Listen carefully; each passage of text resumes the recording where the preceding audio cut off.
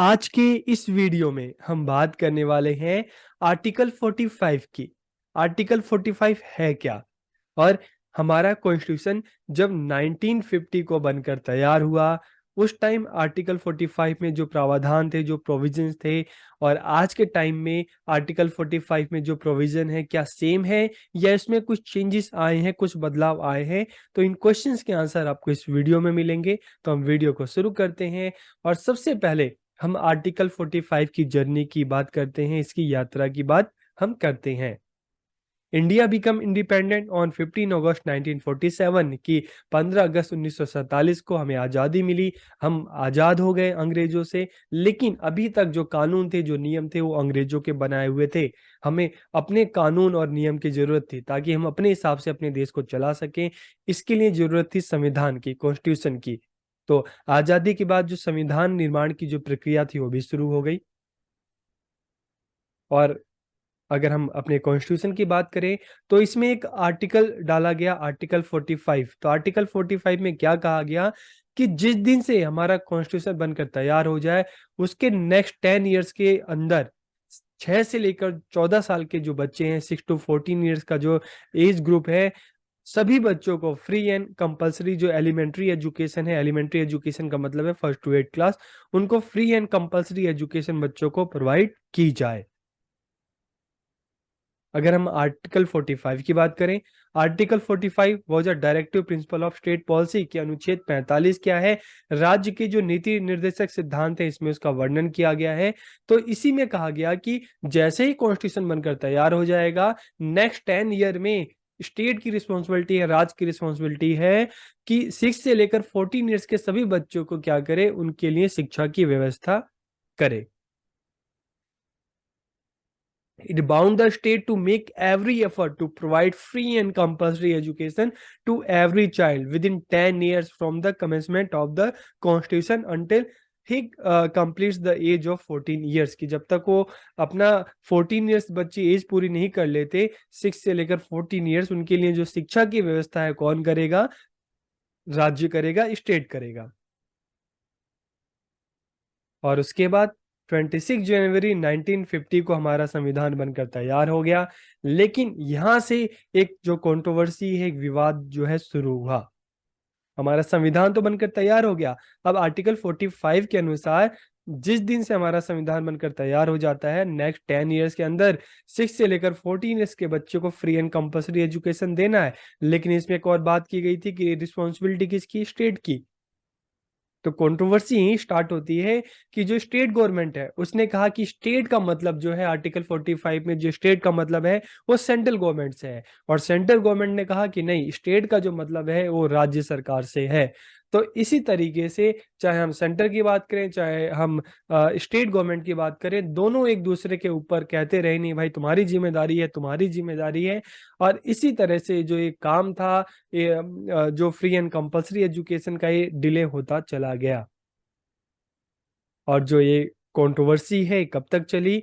This dispute lasted from 1950 से लेकर 1976, 26 year तक सिर्फ इसी बात पर उठापटक होती रही कि जिम्मेदारी किसकी है, स्टेट की या सेंटर की।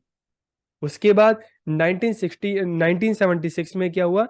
1976 में एजुकेशन को कंकरेंट लिस्ट में या समवर्ती सूची में डाल दिया गया। मतलब क्या हुआ कि अब एजुकेशन की जो रिस्पॉन्सिबिलिटी है वो स्टेट गवर्नमेंट और सेंट्रल गवर्नमेंट दोनों की है। तो 1976 को एजुकेशन को कौन सी लिस्ट में डाला गया? कंकरेंट लिस्ट, समवर्ती सूची। तो ये भी क्वेश्चन आ सकता है कि एजुकेशन को किस लिस्ट में शामिल किया गया है, कंकरेंट लिस्ट या समवर्ती सूची। और उसके बाद 1976 के बाद ये प्रक्रिया जो है, ये जो प्रोसेस है, ये चलता रहा। मतलब 2002 तक भी अभी तक कोई एक्शन नहीं लिया गया था फ्री एंड कंपलसरी की दिशा में कि हाँ, बच्चों को सबको फ्री एंड कंपलसरी एजुकेशन दी जाए।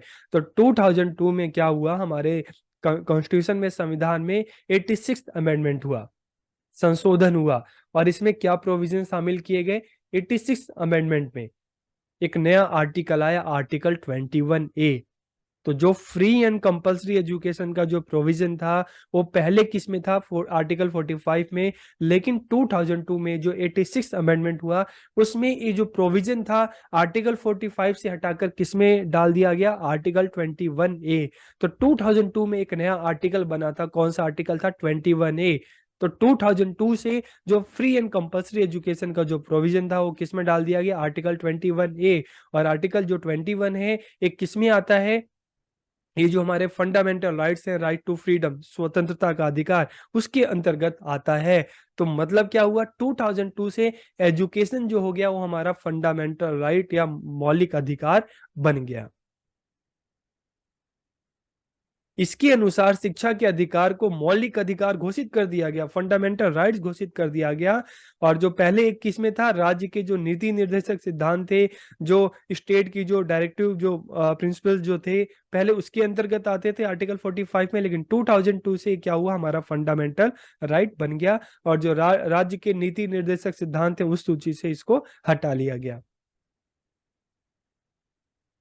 तो इस तरह से हम देखते हैं कि 2002 में अब आर्टिकल 45 का क्या हुआ फिर, क्योंकि इसका फ्री एंड कंपल्सरी एजुकेशन का प्रोविजन तो आर्टिकल 21 में डाल दिया गया। तो आर्टिकल 45 में एक नई चीज ऐड की गई, early childhood care and education. का मतलब क्या है, जो 3 से लेकर 6 ईयर के जो बच्चे हैं उनके लिए शिक्षा की व्यवस्था करना, ये रिस्पॉन्सिबिलिटी किसको दी गई, ये स्टेट गवर्नमेंट को रिस्पॉन्सिबिलिटी दी गई।